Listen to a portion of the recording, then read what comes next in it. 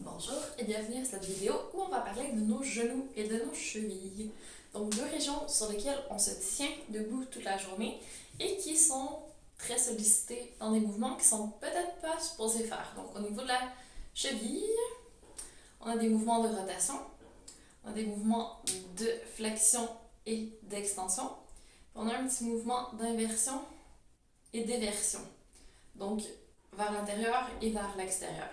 Au niveau du genou, c'est une seule direction, c'est juste la flexion et l'extension.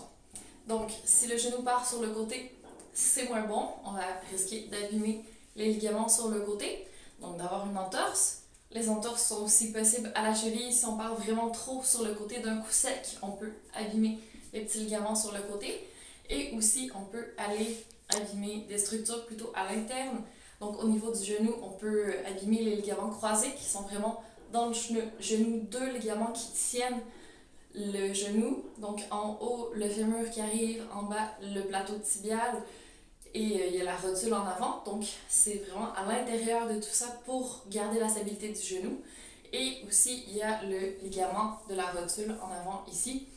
Plusieurs structures qui peuvent être abîmées par des chocs, par un grand coup, quand on pose le pied par terre à vélo ou en moto, tout ça peut abîmer les structures du genou. Et bien sûr, comme il y a deux os qui arrivent ensemble à une jonction, il y a une petite bourse, différentes structures qui sont un petit peu plus molles, les cartilages aussi, qui peuvent être abîmés. Donc, soit par l'usure, par le temps, parce qu'on fait de la course à pied, parce qu'on a eu une entorse et que ça a amené une usure prématurée, ou à cause d'un accident. Donc, les genoux, comme on est debout toute la journée, qu'on marche et qu'on en a besoin, ça peut être incommodant. Et même chose au niveau de la cheville, donc si on a eu une entorse, on a eu une petite rupture, une inflammation, ça peut prendre un certain temps à revenir et on peut perdre au niveau de la stabilité.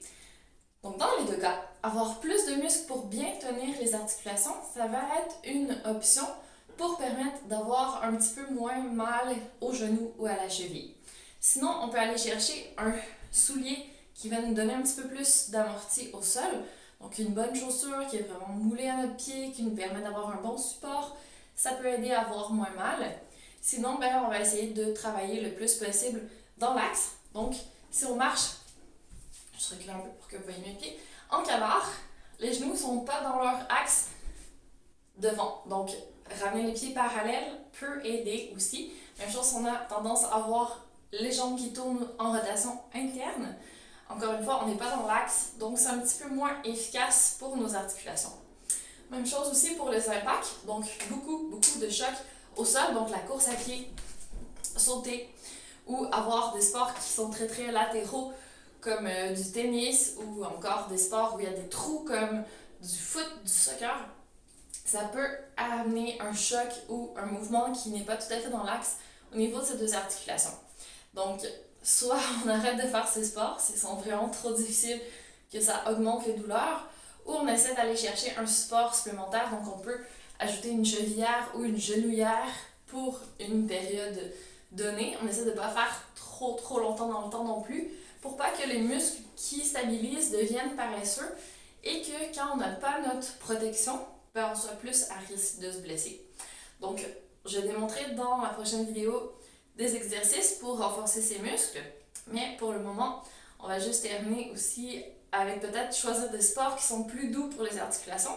Donc, par exemple, dans le vélo, il n'y a pas de choc au sol, donc c'est un peu plus doux. Pour autant, encore une fois, qu'on pédale en essayant de garder le genou vraiment dans l'axe et pas pédaler avec notre rotation vers l'extérieur ou vers l'intérieur, parce qu'encore une fois, on n'est pas tout à fait neutre. La natation, qui n'a pas d'impact aussi. On garde les jambes, les chevilles plutôt longues, ça va bouger plutôt au niveau de la hanche, sauf si on va faire des mouvements de natation qui sont moins dans l'axe, mais par exemple le crawl, ça peut très bien convenir parce que ça reste assez droit au niveau des jambes. Et sinon, les sports comme la marche, peut-être en choisissant un terrain qui n'est pas trop pentu, pas trop sur du béton si possible, une surface peut-être un petit peu plus molle avec des bonnes chaussures, ça peut aussi convenir. Donc, juste choisir la meilleure option qui ne donne pas trop mal aux genoux, puis essayer de faire du renforcement pour pouvoir avoir le plus possible les muscles qui tiennent les articulations, puis peut-être se faire évaluer à la marche ou à la course sur un tapis aussi, ça peut nous donner une indication. Est-ce qu'on a les pieds qui tournent vers l'intérieur, qui tournent vers l'extérieur? Est-ce qu'on arrive plutôt sur le talon, sur l'avant du pied, pour avoir une technique de marche, de course un petit peu plus efficace pour ne pas user prématurément les articulations, essayer de les maintenir le plus possible dans le temps, en santé. Donc, très bonne évaluation de votre posture au niveau des genoux et des chevilles, en espérant que tous ces trucs, ces astuces permettent d'avoir un petit peu plus de confort et une meilleure santé au niveau de ces articulations très importantes. Bonne journée et à bientôt!